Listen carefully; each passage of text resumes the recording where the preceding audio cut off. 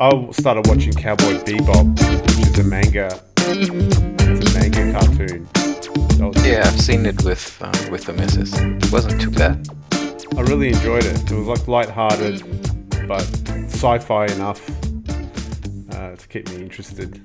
It didn't receive the best criticism because hardcore fans, but I thought it was pretty well made. Yeah.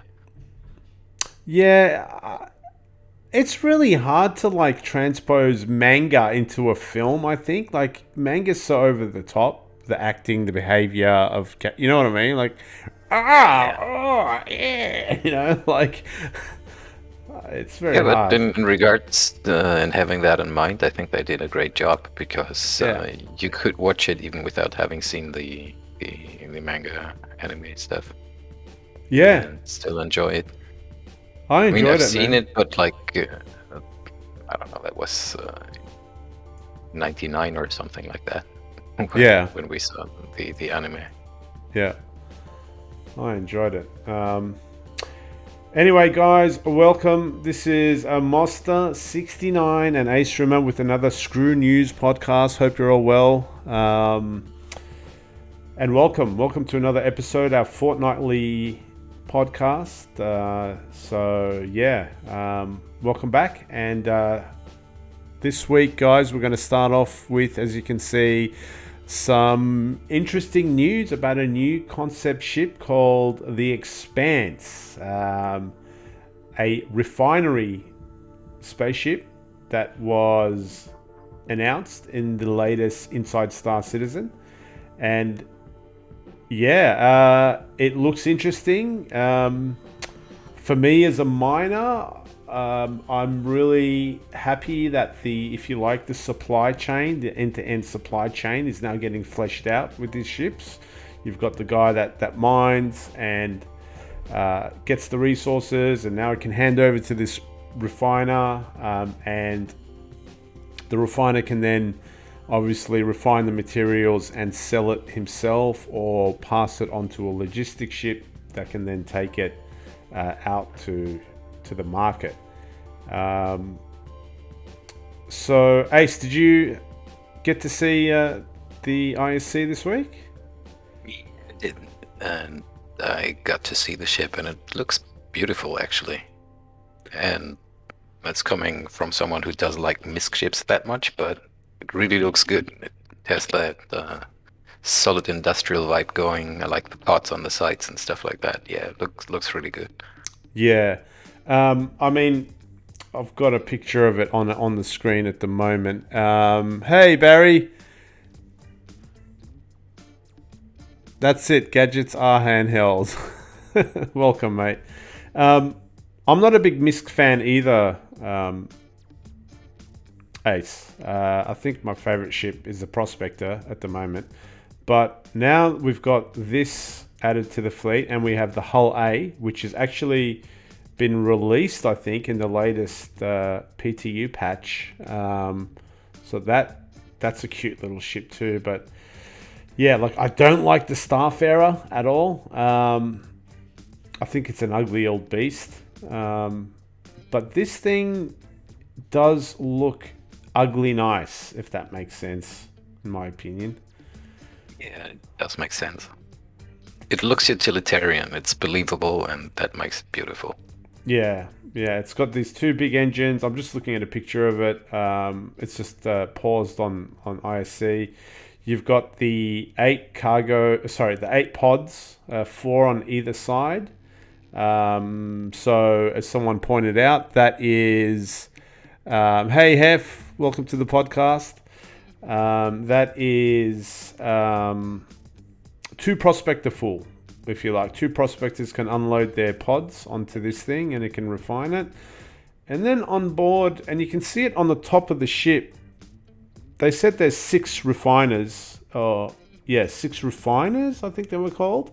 You could set them to individual operations, so to say. So you could have them refine different materials at once, or have them all refine the same material at the same time, so to maximize yield or whatever. Yeah. Yeah. Sounded interesting. Yeah, so I imagine one refiner does one material, like a work order that you would put in. Oh no, or I could do. No, it's one process. That's right, which can be a mix of materials, or you can do just one material. That's right. Yeah, I have never used the refineries on stations, so not entirely sure how the process works. But Yeah, yeah, yeah, I have, but yeah. So you can select. So with one, you put in a work order, and in that work order, you can choose which elements you want to be refined. Or you can separate them up and do separate work orders. And I imagine a work order is one refinery process. So you could do 6 of those on this ship at once, which is quite nice. It's got 2 big ass retro engines. I haven't looked hard enough in regards to armament. I don't know. yeah, I don't I think don't know. it's too it's too it's too loaded with guns. I doubt that. Yeah, I don't even like from the limited pictures I can see, and I'm sure I'm wrong, but I can't see. To be honest, maybe there's some guns on the front there. If they're guns, there's something sticking out in the front, but I'm not 100% sure. But at the end of the day, it's not going to be able to defend itself. I'm pretty sure you're going to need an Yeah, escort. Yeah, I mean, now we're talking about having some miners out there mining, and then these guys coming to pick up their minerals and refining it, and then maybe some logistic. Like now we're getting this end-to-end supply chain stuff this coming is together. definitely an orc ship. Yeah, Like you need to play with mates and have a specific role to fulfill in that chain. Otherwise, I don't think it's going to be profitable otherwise in any kind of way. yeah, yeah. It's definitely that's so right. This is definitely, like you say, an org ship or a ship that needs other ships um, to make money off. You need someone to go and mine for you, whether it's someone in your org or someone on the server. Whereas with a prospector, it's a solo ship, really. You just go by yourself, do your thing, and sell it. This thing needs other players. Until the NPCs and AI gets up to speed at the moment, this will need other players. So that'll really bring, hopefully, a bit more community cooperation as well, which is interesting. I think it's a good idea. Was kind of a missing link in the mining thing, Yeah, in the whole mining profession. So yeah, it's a good thing absolutely. they bring this. Yeah, it was the And missing it's link.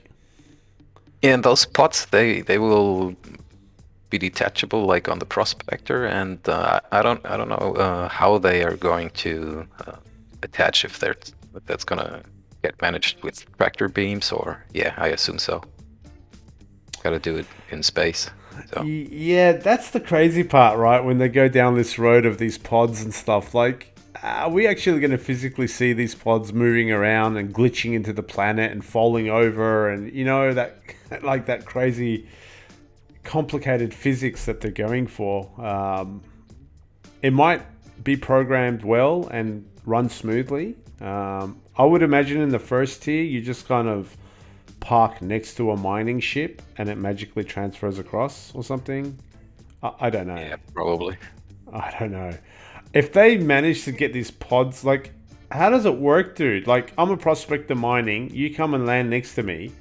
Do we need some other dude with a forklift to like grab these pods, or like you say, tractor beam, It has tractor a beam, tractor beam. tractor beam? Yeah, Yeah, but that's the answer. yeah, it's still someone would have to operate it and try not to crash it into your ship and make everything explode at once. So Yeah, you know. yeah. So The yeah, it could answer's all could be the interesting. yeah. The answer's always a beam. But you know what I'm getting at, dude? For you pirates, is these potentially, if all of this works out and runs well, and more people start doing it, these operations now become a lot more expanded and complicated and populated in the sense that now you might have miners, refining ships and logistics ships working together, which are all just these fat, juicy targets for pirates, you know, instead of just having that prospector hiding away in some asteroid crater somewhere. Now you've got these network of ships working together, and they'll need protection, I'm sure, of some sort. But yeah. Yeah, of course.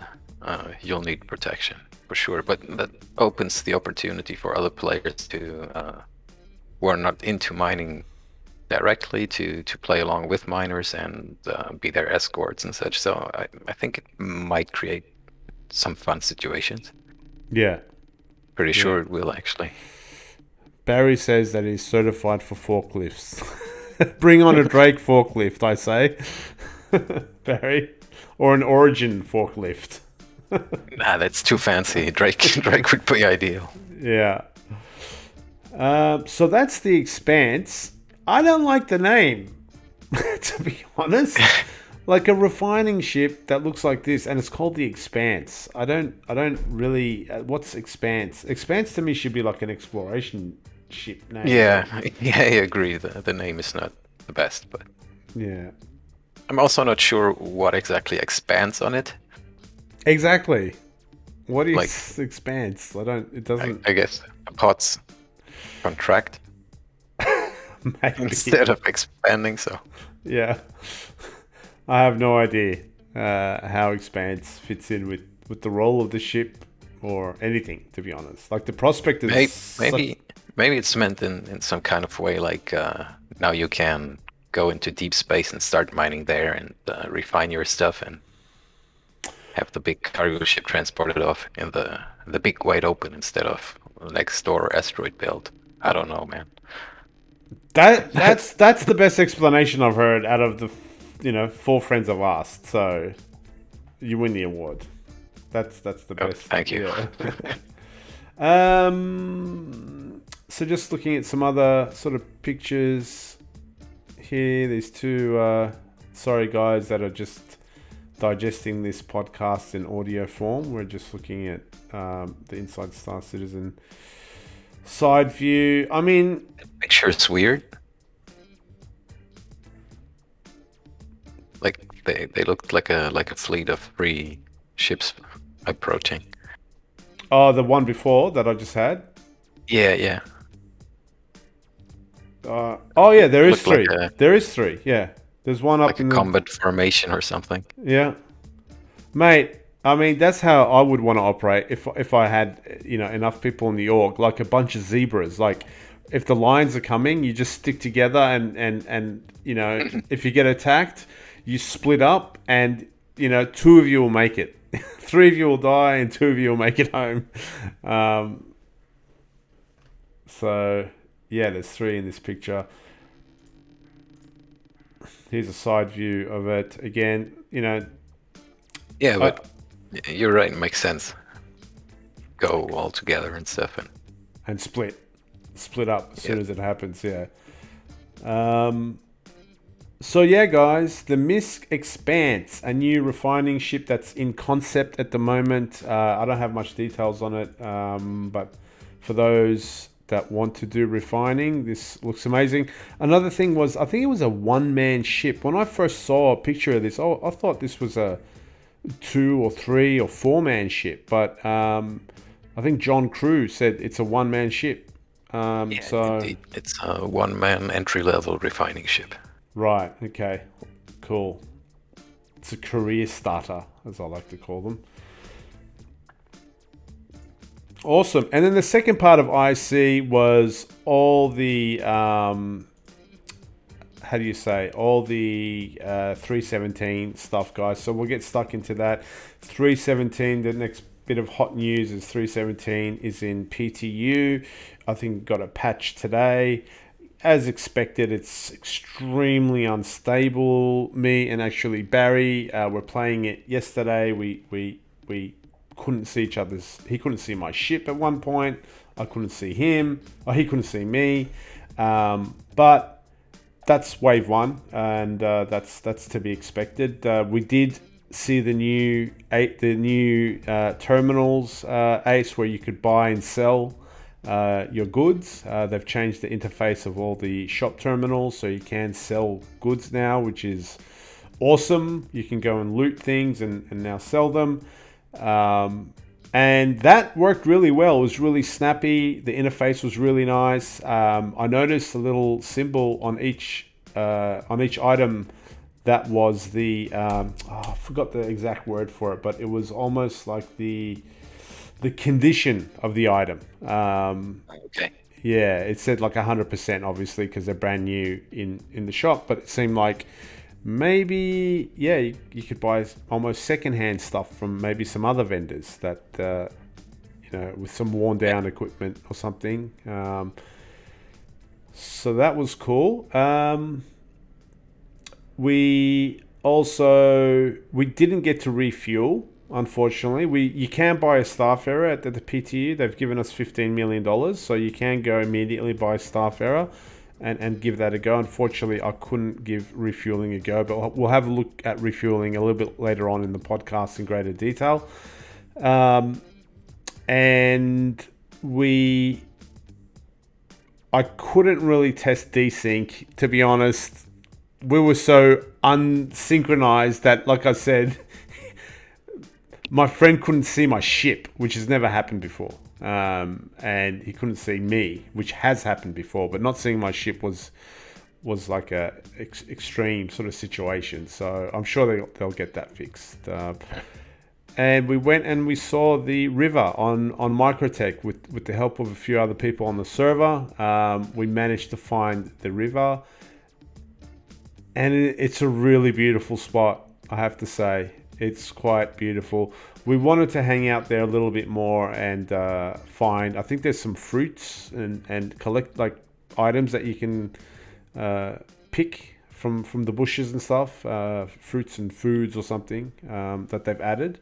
But we didn't, I think we 30k'd and we had to go to bed at that time. But it's a really beautiful spot. They've added some audio elements as well, Ace. So when we landed and I got out, there's these like big trees and this sort of wind or storm, not a storm, but wind came. And then you could hear the rustling of the leaves. And I'd never heard that before in the game. Yeah, I think that's new. Yeah, definitely new. I noticed it straight away. I was like, what? I've never heard that. It was like a real strong sound of leaves rustling in the wind. And obviously water running, the sound of water running. So there's all these like little audio cues that they've added in that area, which gives it more life and ambience. You could actually, if you wanted to go there and relax a bit, and you would feel relaxed. So we walked underwater. Obviously, the underwater stuff, they haven't implemented anything. You just literally walk underwater, and there's no buoyancy or different physics or anything like that. So I'm sure they'll add that later on. But yeah, I recommend people, if you want me to tell you where it is, it's a bit of a spoiler. So guys at home that don't want to know where it is, I'm going to count to 3 and plug your ears. All right, so I'm going to count to 3. 1, 2, 3. Now, for those that do want to know where it is, at New Babbage, it's heading 205 for 440 kilometers. Heading 205. And you should be able to find it. So yeah, that was our experience. Obviously, they've added Dsync Fixes. Hopefully, we can experience that. We've had, whenever I hear about the Dsync Fixes, Ace, there's positive stuff. There's some PvPers that I know that have said, yeah, man, like now the ship that's shooting at you, he's actually looking at you while he's shooting at you. So they've fixed a lot of stuff in regards to positioning and desync. So hopefully they'll... Yeah, can't wait to see that. That's really good. It's good news actually for everybody who enjoys PvP and stuff. Because the desync was kind of one of the major issues it had. Otherwise, it's really fun. But sometimes you have this major desync going on, and that's yeah, it's really demotivating. Yeah, yeah, Desync is fixed, still can't see Mars. yeah. Me and Barry have got this problem in the game where we just can't see each other most of the time. It's really frustrating. I don't know. Hopefully, hopefully we can see each other one day, Barry, in the game. So what else? I'm missing a lot of things because they've added more and more things in 3.17. Obviously, with the ability to buy and sell stuff, they've rejigged the loot system, if you like. They've taken some things out of the shops and made it such that you can only find them out in the world. So they're going to call those rare items.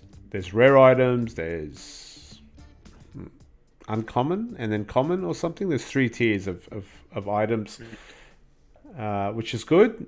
People have got reasons to go out in the real world and get some loot. Oh yeah, another thing, Ace. With the refueling coming in, they've I think we mentioned it in the last stream. They refactored the fuel capacity of ships. So I don't know if they've refactored it a bit too much, because I flew to the river from New Babbage. It was 440 kilometers and my Cutlass ran out of fuel. So hopefully they balance things. Like 440 kilometers, Ace, my car can kind of... Yeah, I was gonna say that's not that much. Yeah, my car can do that. So hopefully they'll rebalance it. Like, I don't want to be calling it... I don't want to be a case where you need to have a staff error just stuck on your butt the whole time feeding you fuel. But hopefully, yeah, they'll rebalance that. I'll be interested to know your opinion once, if you get time to go in the PTU. I'm not sure I'm gonna check the PTU this time. I mean, I guess it's gonna be 1 or 2 more weeks. It's funny that you say that. I question my own PTU commitment sometimes, dude. I'm like tonight I've got another stream. I'm like, I might just jump in for like 10 minutes, and if the bugs get at me, I'm going back to the PTU, I think. Is that why you're not going to go PTU, the bugs, or is it downloading it? Or I mean, the bugs can be fun, but no, I'm just not in the mood to test at the moment, and probably not going to give any feedback. So why should I? Yeah, I mean, I can wait 1 or 2 weeks more and just see it in the PU when it's been fixed to a point they can release it. So probably makes more sense. Yeah. Yeah. And people say that we are testers, but I have to say, with the 30Ks going, like, becoming a lot rarer, the PU, despite what everyone says, the PU, and this is a very positive comment, the PU is feeling like I'm playing a game now. And when I play the PTU, I'm in just test mode. I'm not playing anything. And I miss the PU sometimes when I'm in the PTU, because I just want to carry on with my character's life, earning money and buying things and things like that. So, which is a good thing. Yeah, absolutely. I mean, the PTU always feels like it doesn't matter in a sense of gaming wise. Yeah, of course you're testing and such, but still. Like, there was a guy in chat and he was like, I've just been downed at so-and-so. Can someone come and do a medical rescue? And I'm like, oh, God bless this guy, because in the PT, I would just backspace. Like, I don't care about, So I'm like, maybe he's looking to test the medical loot or something. But I was just thinking, I wouldn't be bothered, mate. I just backspace that shit. Like, straight away.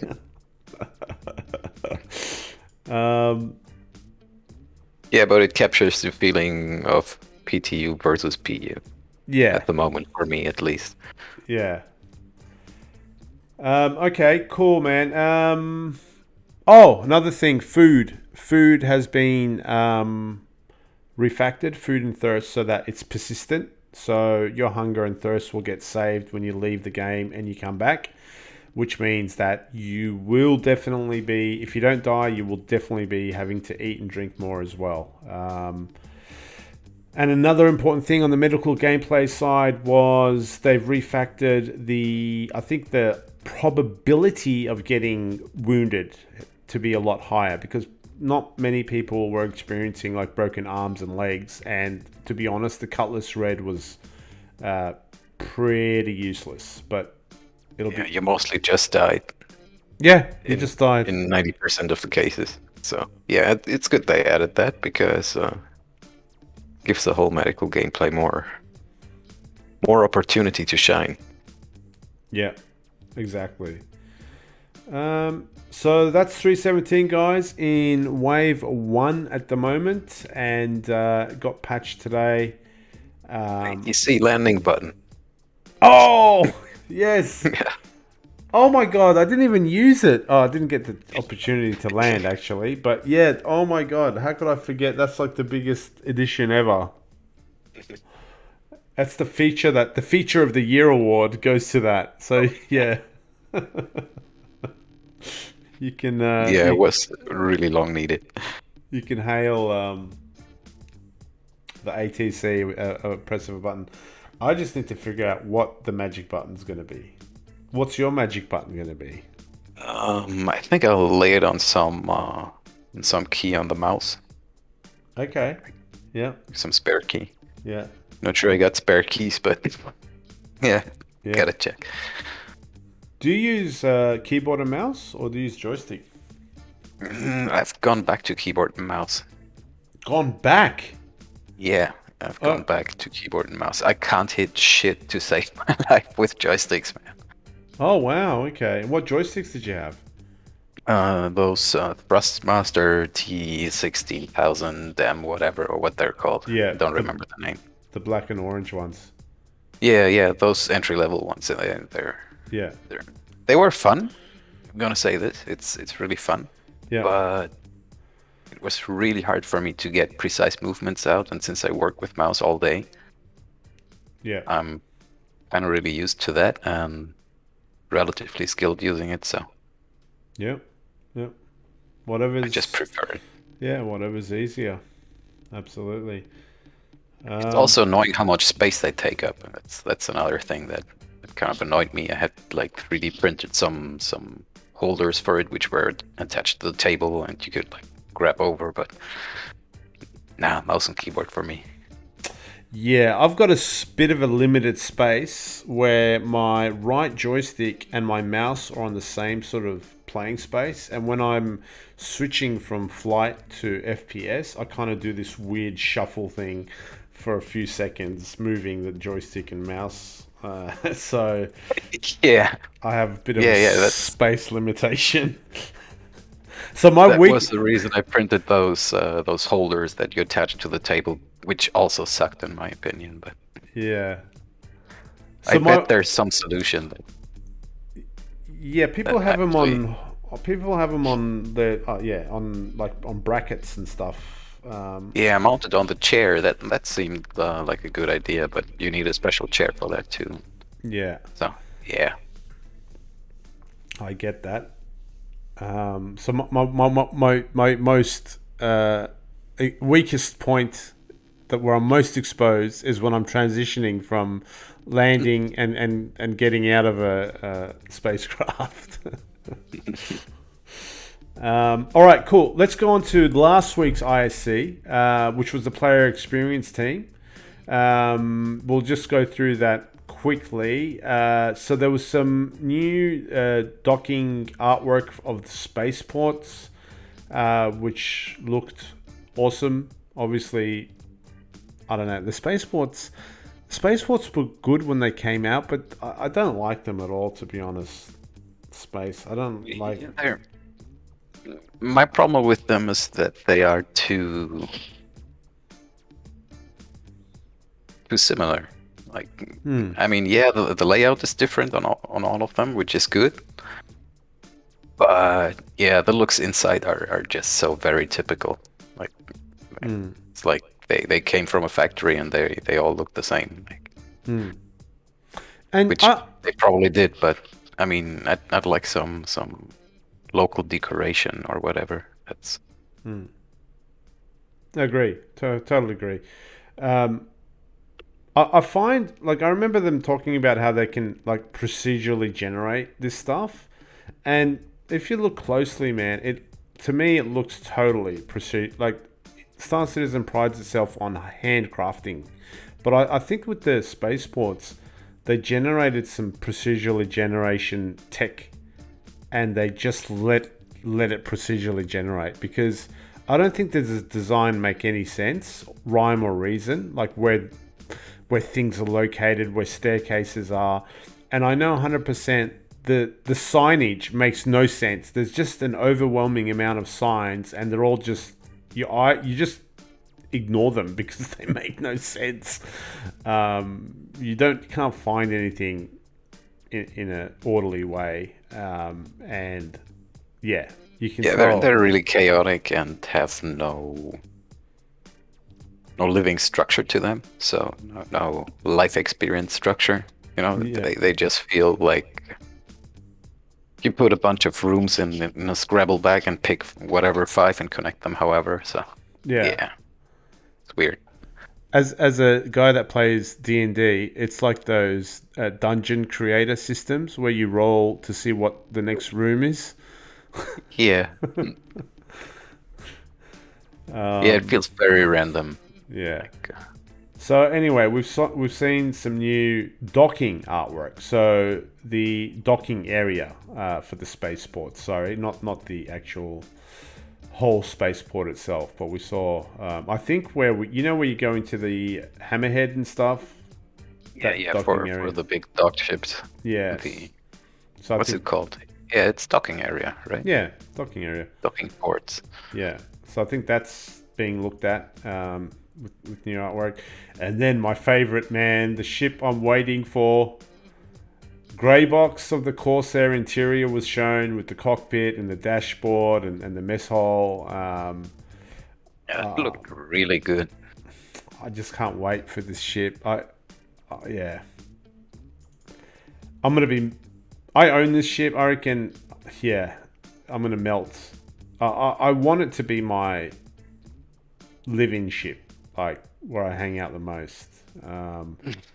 Yeah, I can understand that. It's Yeah, you're flying home basically. yeah, exactly. The Drake Vulture as well is in final art phase, so that's getting close. As is salvaging, which is awesome. I've got a Drake Vulture, obviously being a Drake guy, and that'll be our first ship salvage. I wonder if when that comes out, is the Reclaimer also going to be activated?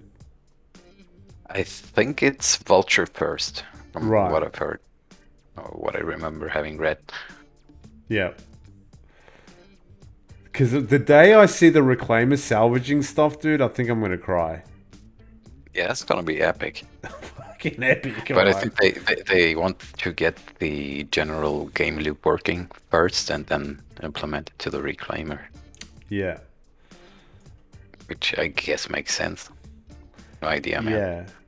Yeah. It makes sense, but in a weird way, like the poor Reclaimer owners have been flying their ship for like 10 years or whatever, and the Vulture owner gets the ship straight away and starts salvaging straight away. Hey, Harbo, how you doing, mate? Um, but But we'll anyway, see how that goes. Yeah. yeah. Also, since we're at reclaiming, you seen the reclaiming beam? What's it called? The Salvaging beam? yeah, the salvaging beam looked great. Yeah. Did you like it? Yeah, it looked great. It looked like it dissolves stuff into particles and sucks them up like a vacuum cleaner. And It I looks. like that it's free-form cutting too. That's a great thing. Yeah. It's not just taking off square chunks of of the wings or of the hull, but it's rather, yeah, well, freeform. That was Yeah. pretty good. Yeah, the salvaging beam looked like something like I could put some candles on, have a glass of wine, and go out into space and just. It looked therapeutic. It looked like there are some things in computer games, Ace, that I find therapeutic. One of them is smashing glass in a computer game, whether it's a window or a glass cup or something. Like I just smash glass in a game, and it's just like therapeutic. And this salvage mechanic looked like some people hated on it, like going, "Oh, it's a beam. Oh, everything's a beam in Star Citizen." And I'm thinking, how complicated do you want to make this game, guys? Like this game's already 10 years in alpha, and you guys are criticizing CIG for making beams. Like, do you want, like, I don't know, some dude with the drill unscrewing things and another, like, how complicated? Like, I'm okay with things being a beam, to be honest. Like, I don't It expect, was a cool beam. Beams are cool. yeah, like, I don't expect everything to be this level of detail where we never, ever, ever get anywhere with the game. So that was a FPS. It was a multi-tool beam, wasn't it? That we saw. Yes, but I think in that one picture it looked a lot like it would be a ship beam instead. But you didn't see the ship itself. You just saw a beam coming out. But Okay, awesome. that was just one picture and maybe just my interpretation of it. So. Anyway, But yeah, the animated footage we saw was definitely handheld multi-tool beam. yeah, yeah. So awesome. I mean, they showed it. Salvaging is happening. It's not something that's a myth. It seems like finally they're happy to show the community what it looks like, and I believe when they do that, it'll be in our hands pretty quick. So looking forward to that. Another thing that they mentioned in last week's Inside Star Citizen was the Reclaimer Derelicts. But yeah, they looked great actually. Yeah, dude. They said there was going to be 3 categories, dude. An old derelict that's been there for a while, a new one, and an inhabited one. And they had this artwork of this reclaimer that was crashed, and then this like little village like built underneath the shadow of it. And I'm like, Yeah, that was cool. real cool. That was really cool, but I was thinking I'd love to know why these guys have built their city or their little village underneath this thing. Like there'd be some interesting stories behind it as well. So, yeah. It gives some cool opportunity for them to tell some story and background and lore and Absolutely. yeah, some cool NPC stuff. Let's see what's coming with that. But yeah, it looked great, and apparently the derelict ships will have some sort of connection to the surroundings, so they can, according to the location, like project some stuff onto it, like vine growth and plants and snow if it's in some other place, or dust or whatever, depending on where it crashed. Right. That also looked really cool. Yeah. So it's like thrown over with plants and has been reclaimed by nature, stuff like that. Yeah. Awesome. I'd love to live in the in one of those. Yeah. Inhabited ones. Yeah. Yeah, it's got that Star Wars romantic of Tatooine kind of feel. Yeah. Looked awesome. So yeah, there'll be 3 categories, guys. Old of derelicts, old, new, and inhabited, which should be interesting to see as well. So there were just some of the points, Ace, from last week's Inside Star Citizen. We talked about 317, and it's in Wave 1. We talked about the new ship, the Expanse. So I was going to just... Oh, also, sorry, I should have mentioned at the top of the news the the April Fools. I think there was 2 April Fools things. Wait, outside of Star Citizen, did you experience any April Fools jokes or memes from any organizations or companies or anything that you follow that made you smile today or yesterday? I actually didn't see any, No. apart from the Star Citizen one. Yeah. That was Yeah. the only one I saw. So I nearly fell for one. So I'm into. I don't want to get too technical about dog training, but I don't know if you know much about dog training. But there's certain styles of dog training, and they're having this sort of philosophical war over which style is the best. One style is positive, force-free dog training. They refer to themselves, and their philosophy is like. You never ever shout at the dog. Only use treats to try to make them do things and whatnot. And then there's kind of mid-level trainers that use positive, but they also use a little bit of they'll they'll check their dog, as they say. So they'll pull on the leash a little bit, things like that. So or a balance trainer, they're called, and I'm a balance trainer. The reason I'm saying all this is there's a famous dog trainer who's a balance trainer, and he gets attacked by the positive force-free trainers. And today he released a video saying, guys, after much consideration, I'm going to become a positive dog trainer, da-da-da-da-da. And I nearly fell off my chair because I followed this guy because he's a balance trainer, not a positive trainer. And then I realized it was April. April Fool's Day. I'm like, you got me, dude. I was about to unsubscribe. So let's look at refueling. Oh, sorry, no, talk about the April Fool's. So they had what was it, a PvP slider as April Fool's joke? Yeah, that one, and there was the app, what's it the called? dating app. Yeah, Space Tinder, Yeah. or whatever. Yeah, I'll bring it up now. Where is it?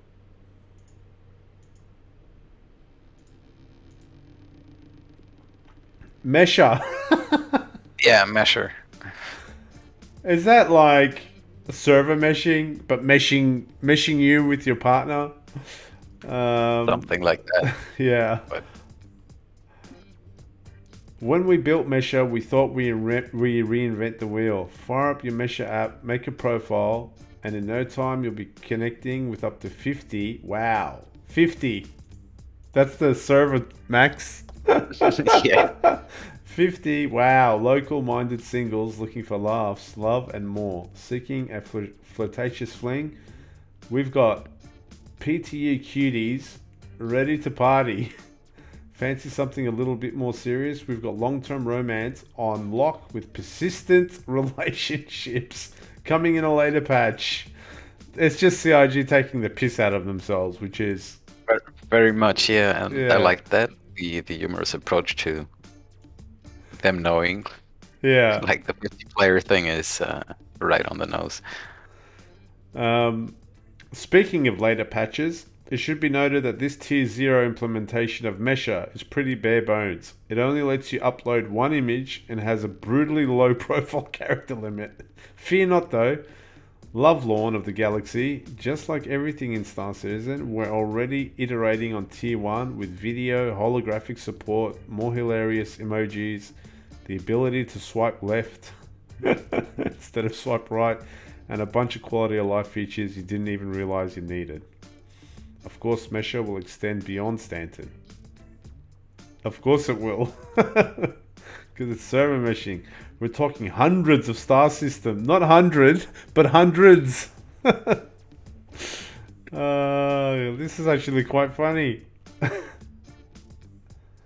Tired of your prospects being taken by vultures? Is that the prospector and a vulture shout out? Download Mesher today. Kind of feels like it. Yeah, but vultures being taken. Okay. Sounds like my jam. Space Tinder. That's it. Hey, Mr. Fuse. So, yeah, that was today's April Fool's and the PvP slider, which kind of blew up on Spectrum again because that's a sensitive target. And CIG just threw a grenade on it, which was quite funny. So there's a lot of posts on Spectrum about PvP sliders. So some people, Ace, you tell me this. Do you reckon, I mean, they made a massive joke about the PvP slider. Is that, in a way, signaling that indeed the PvP slider is a joke and therefore will never happen? Or do you see it as just a light-hearted thing and... By the gods, I hope it's a joke and will never happen. Yeah. Seriously, man, I don't want to see that. There's got to be risk and reward. Otherwise, you could just play Axel. Yeah. Yeah, agree. All right. I just noticed, sorry, I was just looking at something. All right, let's have a closer look at refueling. This is Mr. Fusion actually was telling me about this, the animation of, so we got refueling in the game as we spoke about, Ace. I'm just going through that website that I shared with you, and just looking at that animation at the top. Unfortunately, me and Barry, my org mate, were hoping to execute a refueling. We couldn't get through the bugs to do it, but there's a definite hose that comes out of the Starfarer, and it seems like it just kind of, I wouldn't say it connects into another ship at the moment.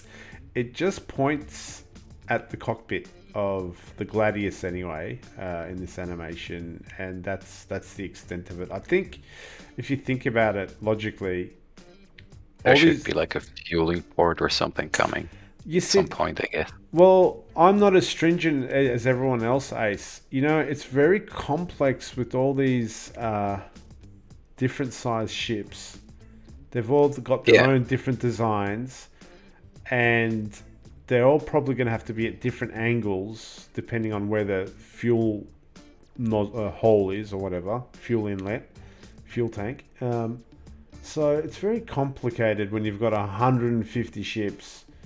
Oh yeah, absolutely. So yeah, it might just be the host coming in and filling you up with space magic fuel. Yeah, I personally don't mind it. Like I said, I'm happy to not this game go down to the nth level of detail and then it never gets done, and and 50 other bugs get introduced because they just have to simulate everything. But that's just me. So hey, Mr. Fuse. We can definitely have skeleton crew members as guests. I'd like to get everyone one by one and grill them on their journey through Star Citizen. So, so how to refuel your ship? You got a request to dock. It's very much like docking your ship, like today with the Merlins and the constellations. You target the Starfarer, and you request to dock by pressing N. The refueling ship then gets a message and has to approve the request and extend the boom arm. And then at that point, you can manually dock with the arm by lining up the HUDs, and the HUD interface looks exactly like the interface you get when you're doing the constellation docking, which is good. Keeps it all the same. Then you request for some fuel. You open up your Mobiglass, you select the vehicle maintenance service app, which is now changed as well. And from there you can select auto to fill your tanks, or you can hit manual to request a specific amount of fuel, which I suppose is good. I wouldn't foresee myself using a specific amount of fuel. I'd want to fill up. Yeah, just top it off. Yeah. The only time I requested a specific amount of fuel in my life was when I was broke. I might be broke in the verse. I don't know. Just $10, please. Just $10.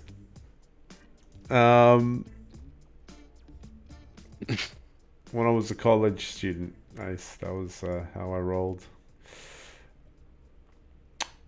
So this request goes straight to the refueling ship's operator, who will then start the refueling process. So there will be a refueling ship operator. I think he's got another terminal. So it's not the pilot. It's another guy that works on another terminal, or the guy walks to the back of the Starfarer and then operates the terminals at the back of the ship. Let's hope it's close to the cockpit. Starfarer is a is a maze on the inside. Yeah, it's a shit ship to walk around. They'll rework it, eh? They'll redo the ship. I thought they'd redo it by now, but in time for the refueling. It's really good FPS level, you know. So Yeah. maybe they won't. So here we got the vehicle maintenance. I'm just trying to think. Is this on the requester or requestee? Well parked and an appropriate repair, restock. Wait, 3 tanks. This must be the requestee or requestor, because there's 3 tanks, 1 quantum fuel tank, which makes sense, and 2 internal fuel tanks. So you can see the symbol of the hydrogen is this little circle with a dot in it, and the symbol for quantum fuel is this sort of atom symbol, and essentially they're the different capacities. Your transaction details. So here's the fuel prices on the left hand side. You've got a hydrogen fuel price and you've got a quantanium fuel price, and then you order how much fuel you want and off you go.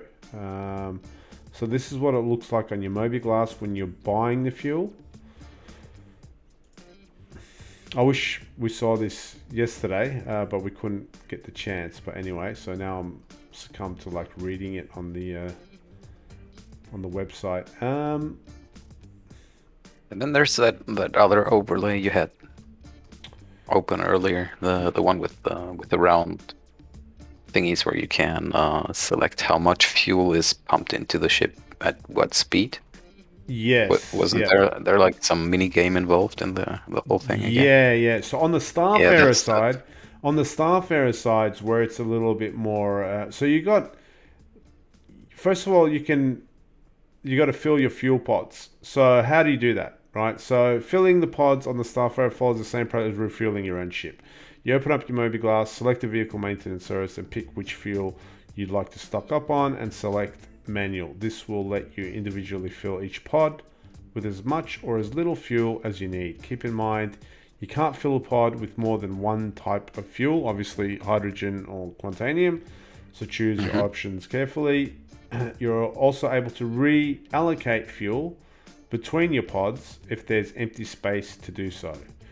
So if you've got 2 half full tanks, you can move it so you got 1 full tank. You can optimize your space and then maybe put quantanium in that one, which is pretty cool. These controls can be found on the refueling console on the ship's bridge. So there is a separate console, on the ship's bridge. At least it's not all the way in the back on the Starfarer.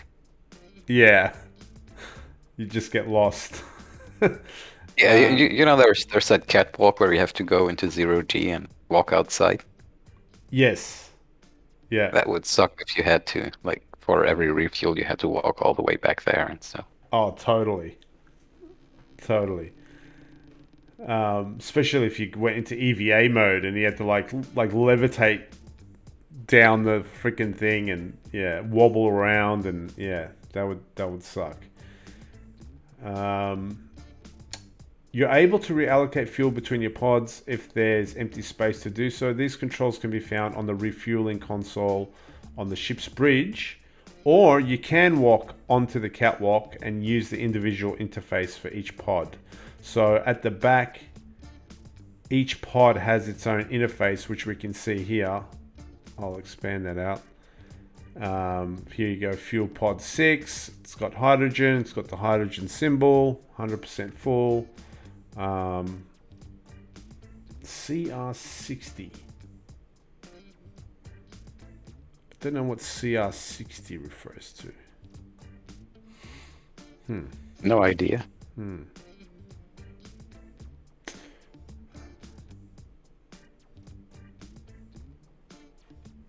idea. No idea. Yeah, I wonder what that means. We'll see if we get more clues on what CR60 looks like.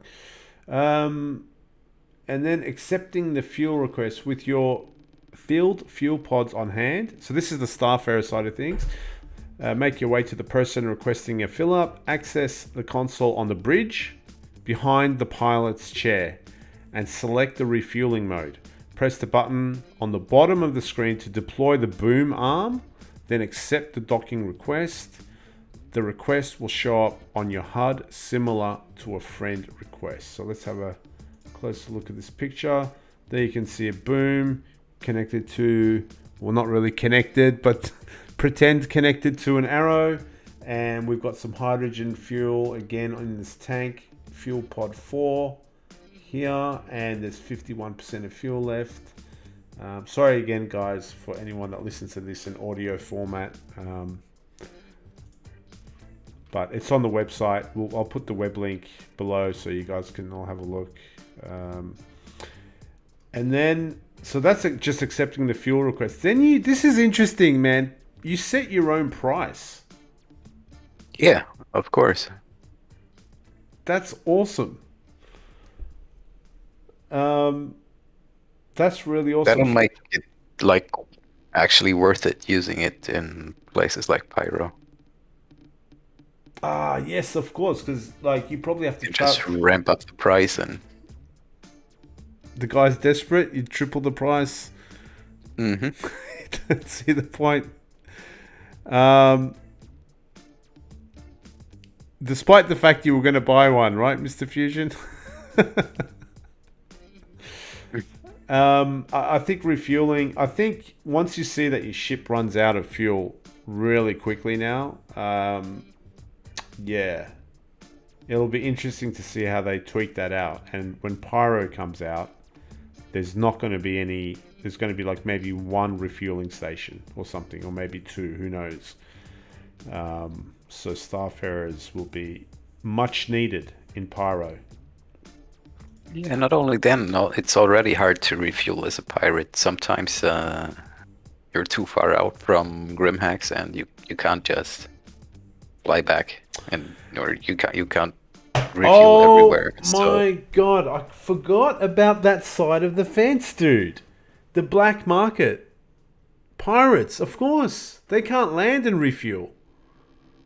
Yes, I see a lot of use for them right now already.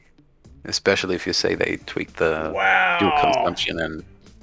People that live with crime stats, this is a freaking huge boon for them. Huge. Because they're tied to Grim Hex at the moment. Everyone's tied to Grim Hex. You have to go back to Grim Hex. But, yeah. Wow. That makes me want to become a black market fuel provider. Yeah, why not? Yeah. I guess you'll be appreciated. So let's have a look at this pricing. There's a few things to set up on the refueling screen before you can start the fuel transfer process. On the left side of the screen, you can set a specific price for each type of fuel. The auto price button will automatically set the price to 10% more than what you paid for it. Okay. So the default's a 10% profit, but it's up to you to set the price. Yeah. Price economy based on people's desperation of fuel. Yeah. Next to the pricing option, you'll see the ship that's docked to you, its name and who's flying it. On the right, you'll see the current fuel levels for each of your pods and what type of fuel is in them. Here you can also open the fuel nozzle to start refueling. Speaking of fuel nozzles, Ace, so me and Barry were in New Babbage at Shubin Mining Terminal, and we noticed 2 fuel nozzles in the shop. Actually, let me see if I can get the pictures up of their stats. Oh, So so it's like different modules on mining arms, or yeah, yeah. oh, interesting. Let Yeah, me maybe one has more flow and yeah. stable or whatever. Interesting. Let me see if I can get it for you. One sec.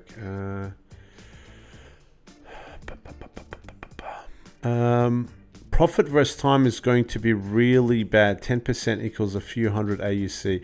I'm not sure how much it is, Fuse. I don't know the skew, the capacity. I don't know if it's going to be a few hundred. Um, if there's criminals in Stanton that need fuel, the time to go and refuel at a R&R and travel 100,000 Ks and refuel a guy is not time consuming at all compared to mining and stuff like that. Like that's like a 5-minute job. But that's if you're connected with the right guys that want your fuel and aren't going to blow you up, aren't going to like put a gun to your head and say, give it to me for like 20% or you die. Like it'll be scary dealing with, like you'll have to have a good understanding with those guys that they're not going to just, because you're kind of a sitting duck in a staff area anyway. Yeah, that's the thing, I guess, that will be really interesting when all the reputation stuff really is activated. Like you have all the reputation and and like a record of things you have done, and maybe give like reviews out to refueling ships. And if you got a Yeah. bad rating, maybe you will have trouble to find anyone willing to refuel you. Yeah. We'll see how We'll it see. plays out. But they're gonna tweak it out. They're gonna change the numbers and see how it all balances out. And I just got some pictures of me at the lake yesterday with Barry. Oh, Me underwater, saying hello. nice.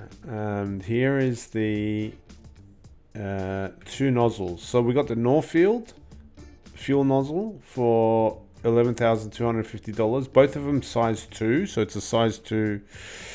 Staff area is a size 2 thing. Northfield's made by Grey Cat Industrial, and the only stat is literally the safe flow rate. So it's 0.08 Skrew per second.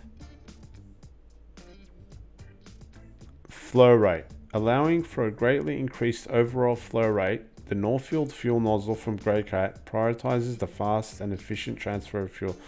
And then we got this baby, which is just about $5,000 more expensive. It's made by Misc, and it's 0.07 Skrew per second. And it's more expensive? Maybe it's safer. Yeah, So, who knows? yeah. So these things can blow up, apparently, or they can malfunction. So yeah, anyway, 2 new fuel nozzles. So let's have a look at the screen. So on the left hand side here, you can set the price, 10 AUC per SKU or something, whatever, or you can auto price. It shows you a summary of how much hydrogen and quantum fuel you have left. Here you've got the ships that's attached to you, the name, the pilot's name, the type, and then here you've got visibility of your 6 pods, whether they've got quantanium or hydrogen in them, and how full they are. And I think this flow rate's the mini game. Pretty much, you've got the safe flow rate value here, which is 0.06, and you got a current flow rate. So I don't know. I think it's a passive mini game where you just set the flow rate below the safe, and it takes longer, and that's about it. Which it should be. It's just filling a ship up with fuel. It's not like you need to juggle balls and stuff. Like it shouldn't be that much of a mini game, but there is still a factor to it. So anyway, Yeah, yeah, basically just a slider, I assume, but Yeah. still. There's still potential for some sort of damage happening. It's not as risky as mining, but yeah. That's that. So fill her up. So once your prices are set and you're ready to start fueling, you have to open up the fuel pods. You can do so by pressing the pod management button on the refueling screen pictured here. So if I go back to this screen here, there's a pod management button at the bottom. So you set your price, press that pod management button. And here, if you notice, you get a warning here. Fuel pod status. It says, warning, fuel pods are closed. Please open fuel pods before proceeding. So you press that pod management and then you get up onto this screen, and these buttons here are where you I think increase or decrease the flow. So you've got a summary here again of your safe flow rate of 0.06 Skrew per second, your current flow rate, your status, and a little picture of all the piping, if you like, and this integrity thing on the side. Hey mate. Okay. Problems. Can you hear me? Yep. Everything's fine again. So you got this layout of the pipes all coming in onto like a main pipeline and going out to the ship. So, and this is where you open each pod. This actually might be more of the mini game, I think, depending on, like, yeah, you don't want to make a mistake. Like, you don't want to open, I don't know if you can mix fuels here. Like, you got quantanium and hydrogen. I don't think you can send both of them down the pipe at the same time. I'm actually not sure.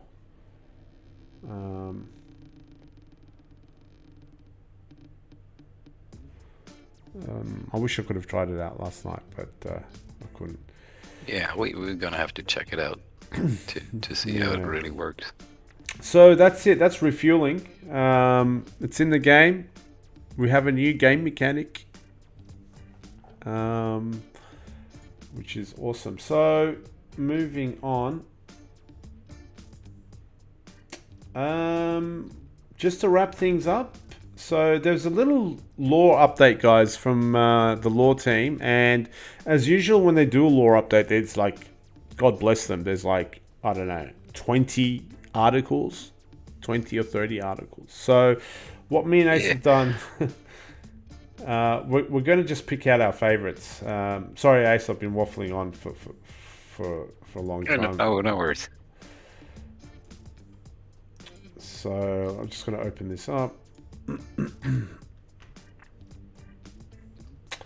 So, Mr. Ace, I'm going to show the viewers at home. So here's a list of the articles that were out. Did you have time to have a browse through?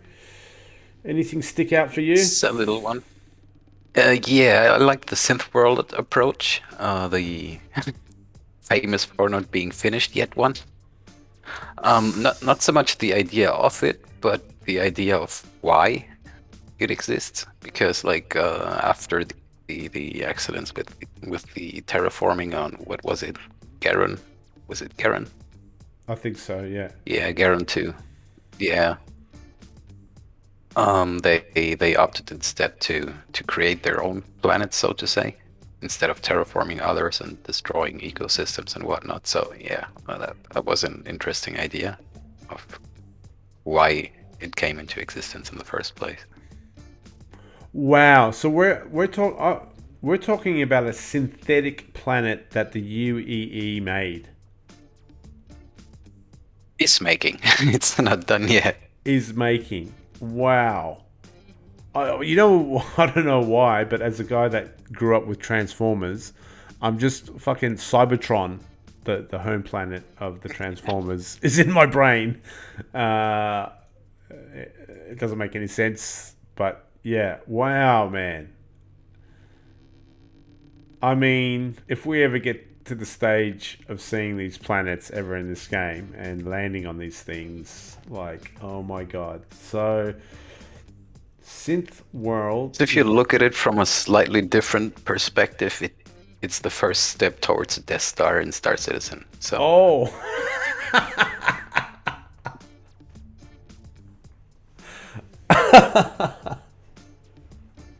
Dude, imagine that. Oh my, imagine that for sale, dude. Oh my god. A Drake Death Star.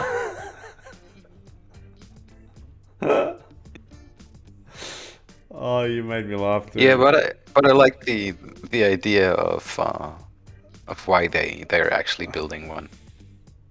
Yeah. Yeah, I mean, totally. you have to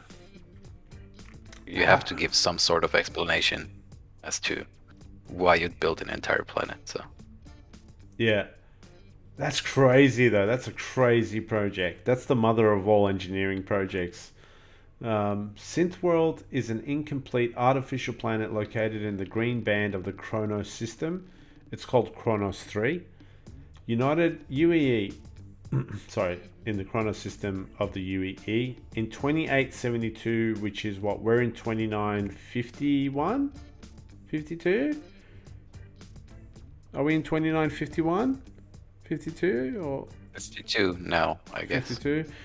So let's just say about 100 years ago or 75 years ago, in 2872, Imperator Corbin Salehi announced a new scientific endeavor to construct a planet in the Kronos system as a way to move beyond inherently destructive process of terraforming.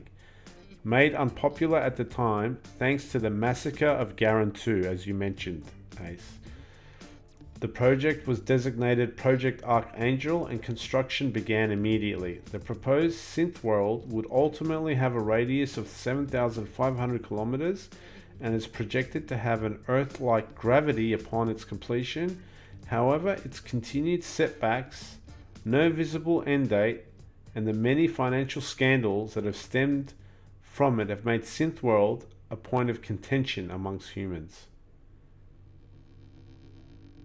How the hell would you even create, like, you can't just create a planet, a sphere with, like, you need to create some ecosystem, right, that has food and Yeah, all that. I don't know if it's as much as an artificial planet or more like a way oversized space station at the end. They don't go into detail in that regard. yeah. That is crazy, man. Awesome, Ace. That's very, very, very good choice. I don't know why I eyeballed this list and that didn't. I didn't catch on to that.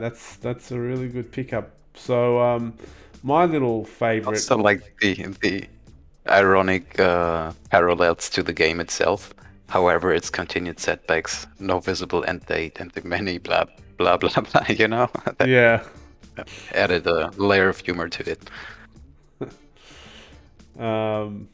Famous for not being finished yet. Yeah. Synth World will be finished in 4.0. Sure. My favorite little one, little lore post that came out recently was this thing. I always imagine, like, will we ever get to see these things? Are these just pie in the sky hopes and dreams that we'll never ever get to see? But if we got to see them, this would be one of the more interesting ones. Actually, I actually think yours is Synth World's just as interesting, if not a little bit more. But Cartagena City, guys. Cartagena City is the only city on Cartagena located in an underwater arcology below the planet's polar ice cap. Cartagena City is a wonder of human engineering and is able to draw energy from geothermal vents located fathoms down. Many of its inhabitants are either active researchers engaged in observing the nascent sentient life developing amongst Cartagena's microorganisms, or are descendants of the planet's original settlers. So I found this really interesting, man. like you said, it was like the underwater city of the Gungans. Naboo. Naboo. Yeah, the Yeah. Naboo one. Yeah.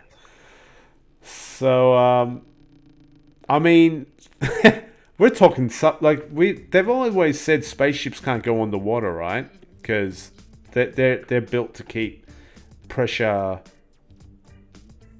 in, and submarines are built Yeah, to I'm keep not. pressure out. Yeah, I think it's different. Not sure all ships will be able, or if ships will be able at all to submerge. I mean, it'll be a whole new market. If this planet gets released, there'll be like submarine like sales. People will be like Drake submarine, Origin submarine, speedboats and shit. Although Yeah, it could be interesting. they should make the 890 jump able to sail the seven seas, I reckon. Yeah, but not as a submarine, rather more like a cruise ship or something. Yeah, That sounds. yeah, like it lands in the water and then Mhm. sails off. So yeah, guys, Cartagena City is my little interesting tidbit from lore from the lore release this week, and that's about it. Ace, did you have any time to play SC this week? Yes, but I didn't. I played some other games. I was trapped in Bannerlord at the beginning of the week. Oh, nice. Bannerlords too. Yes, Yeah, yes. I've heard it's a great Establishing game. kingdoms and stuff. Yeah, Yeah, it's an okay game. Let's go with that. yeah. It's single player, right? Yes and no. There's a multiplayer, but that's just battles basically. And there recently has been a mod that turns it into an MMO, but it's super grindy and gets repetitive fast. Right. Okay. A player mod. So yeah, I'll be checking out 317 next week or the Yeah. week after. I recommend waiting for Wave 2. Although Barry just said it was actually a lot more stable this morning, so I might give it a little bit of a go. That would be nice. One thing you guys have played the PTU is the Scorpius Inn Not in yet. the. No. Okay. The I Hull was A. hoping for that one. The Hull A. Barry just said I can't get back on. So yeah, we had a lot of trouble logging on, man. So it's still temperamental. But the Hull A's out. The latest patch that came out, the Hull A's just come out. But not the Scorpius yet. So Okay, cool. awesome, guys. Ace, thanks a lot for your time, man. Appreciate it, mate. And everyone at home, thank you so much for tuning in on the latest episode of Skrew News. We'll be back in a fortnight. We're available on Spotify and Pocket Casts, which is a Android app, and obviously our YouTube channel. So thank you all so much. This is the Skrew News, and I will see you guys later. Bye for now. Bye.